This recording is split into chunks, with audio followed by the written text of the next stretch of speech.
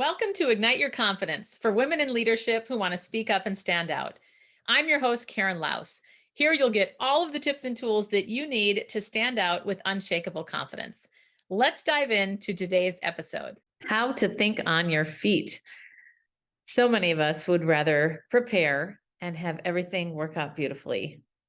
That's simply not realistic, as much as wouldn't it be great if it were? But what we've got to do is be equipped with what to do in those situations where maybe we don't know what to do. And the power of thinking on your feet is critical. So I have a few tips for you today. And I am reminded first, starting off with an example of two framing questions that have helped me tremendously in my career. I actually learned at a marriage conference. This was put on by my friends Doug and Val Richardson. They talked about the power of situations where you're stuck, you don't know what to do. And I'm talking about literally being in that situation. You're in front of the person and they say something that throws you, or something unexpected happens and you go, oh my gosh, I don't know what to do here. Think of these two framing questions as your guide in any situation that might be awkward, uncomfortable, or where there's a potential conflict, or you're simply not sure what to do. The first question is, what's needed here? What's needed here? The second is, what's required of me? What's required of me? If we can have those two questions at the ready, we'll have a lot more power in that conversation. So thinking first about, well, what's needed here? So let's say that I'm in a conflict with someone, or let's just say somebody interjects in a meeting and you're kind of annoyed because you were talking and they interjected. Interrupted, interjected, it depends how we would define that, but they threw off your train of thought.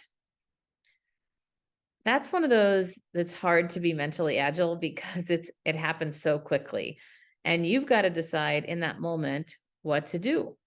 Do you let it pass? Do you let the person go on? Or do you stop and do something about it?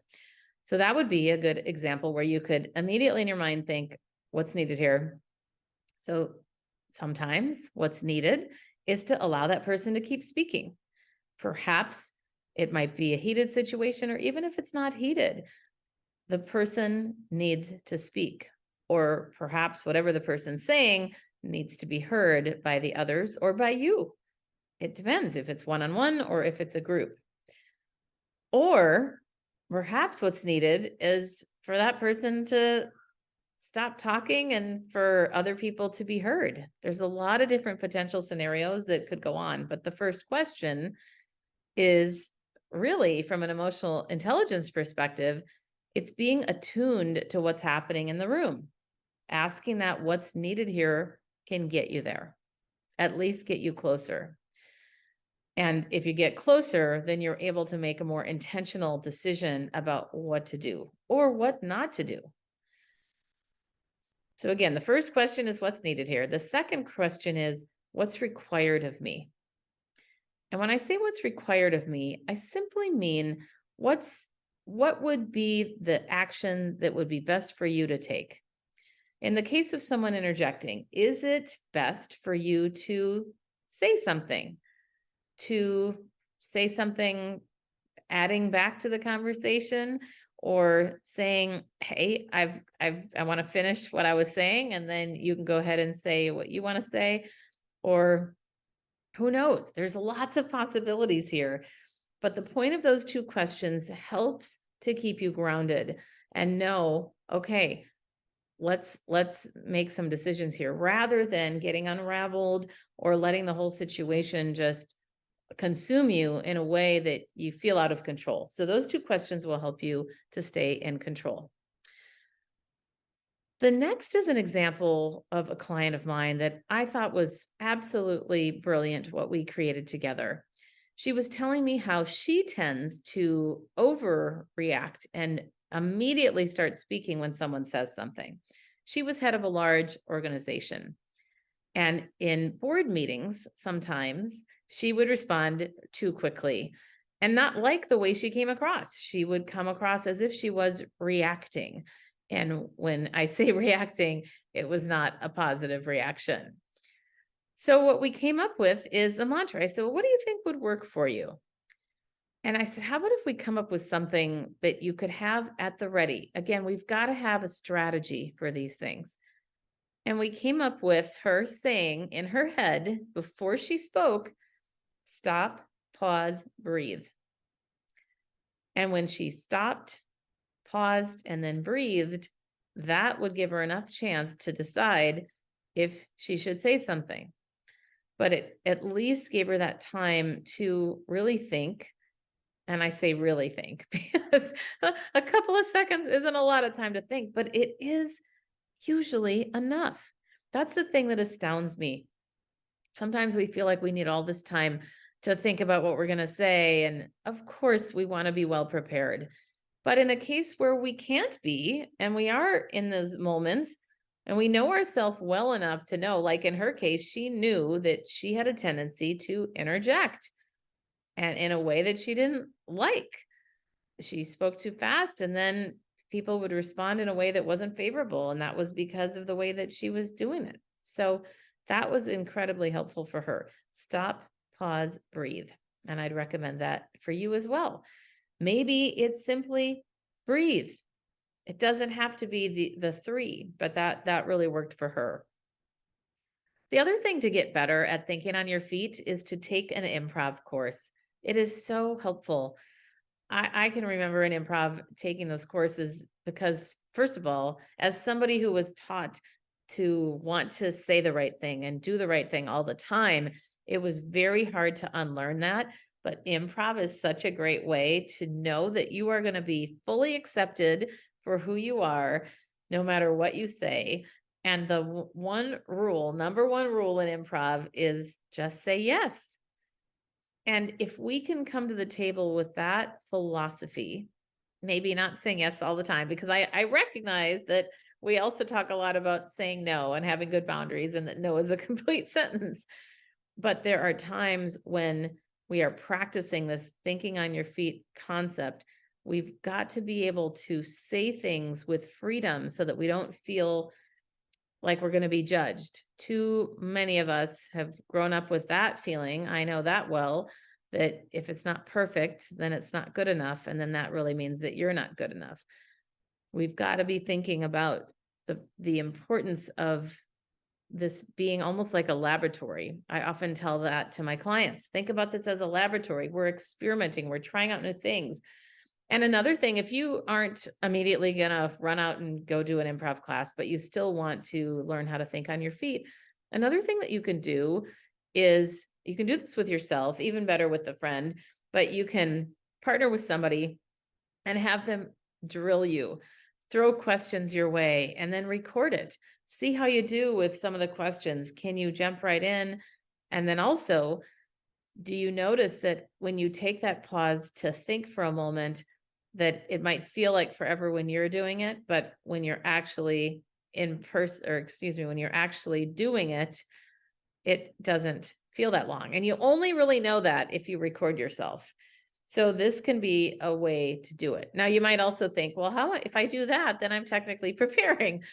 But the practice, the recording, and then the most important, watch it back, is absolutely critical. That will make such a huge difference. So we've got to keep that in mind. We've got to make sure that we are doing that so we have more self-awareness. And if you've got somebody that can drill you, and by the way, I'm available for that. I do that with my clients. If you're interested in that, please reach out. But the value of having an objective person in the mix with you is incredibly helpful. The other thing with thinking on your feet is to, number one, remember to be present. It's so easy to get fixated on yourself when you're not sure what to say or what to do. And if we can be present with the situation, and that's why I come back to where I started with what's needed here and what's required of me, that can make a huge difference. And that being present is a good reminder to think about what to do in the moment when somebody throws you off. Number one, acknowledge what they've said and show empathy and be kind. That's really important. So let's say somebody asks you a tough question.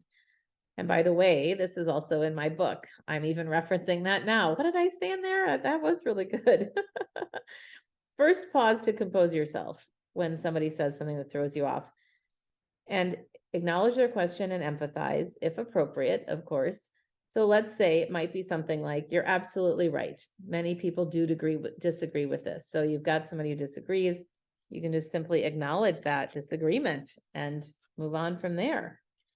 Or that's a valid concern. Many people have said that. Or another one, I can understand why you feel that way. Notice I didn't say, I understand why you feel that way, because none of us can truly understand how someone else feels. But putting the word can in front of it shows that it's not a full-on, I understand, but it is, I can understand that. There's a subtle difference there. And then repeat the point of your message to stay on track, such as, let's get back to. Those are 3 great words to help any of us stay on track. If you notice that someone is rambling at a meeting or somebody is getting off track, let's get back to is a really powerful phrase to use. Let's review with what I just said. So again, if somebody says something, asks you a tough question, or throws you off, here are 3 potential ways that you could empathize and then move things forward. Number 1, you're absolutely right. Many people do disagree with this. Or number 2, that's a valid concern. Or number 3, I can understand why you feel that way. Then repeat the point of your message to stay focused and on track. That will help you to have some of those tools handy and at the ready to deal with it. And if you don't know the answer, say you don't know. It's okay. Somebody throws you off, say, I don't know, but you'll get back to them. That's the key. You can't just let I don't know land. You have to say, I don't know, but I'll get back to you. Or I'll check on that. Or maybe if this obviously needs to be an authentic response, but something like, oh my gosh, I'd never thought of that. Or that hadn't occurred to me. I want to find out more and I will get back to you. And then make sure that you do follow up. One thing that you can do in a meeting, when you have a group of people, is to have a parking lot. You may already be aware of this term, but a parking lot is simply where ideas come out of the blue, perhaps, or from the discussion, but they're not actually part of the discussion. You can park those and then follow up later. So make sure, again, if you got to do what you say you're going to do. If you're going to say that you'll follow up, make sure that you do that. Well, let's wrap up here with these tips about how to think on your feet. Remember those 2 framing questions, what's needed here and what's required of me. Those 2 things have been so incredibly helpful for me in my journey in communication and simply in life, be it a personal situation or a business situation. Having that awareness requires you, though, to also be attuned to what's going on around you. And what is required to be attuned is to be present. And a big way that you can be present is to be focused on other people, not on yourself. Be careful about getting too fixated on, oh, did I say that right? Oh, what are they going to think of me?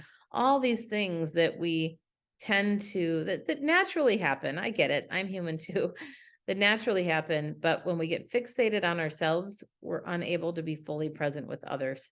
So that also requires listening. Being, again, attunement requires listening, paying attention to what's happening. On that note, I hope these gave you some tangible things that you can do to think on your feet. And as a reminder, if you are looking for a speaker, or if you know anybody that might be looking for a speaker, I am focused on booking events for 2023, and it might actually be 2023 when I'm talking to you, probably. I'm recording this a little bit earlier, but feel free to reach out, because I would love to see how I could serve your organization or someone you know in giving practical strategies for the boardroom and beyond. And that's a wrap of another episode of Ignite Your Confidence. I'm your host, Karen Laus. Thank you so much for listening. If you loved today's episode, please subscribe and leave a review. It helps other people find the podcast faster, and it certainly helps me. If you're interested in more tips and tools around confidence, please join me over in my Facebook group called Ignite Your Confidence with Karen Laus. Remember, you too can stand out with unshakable confidence.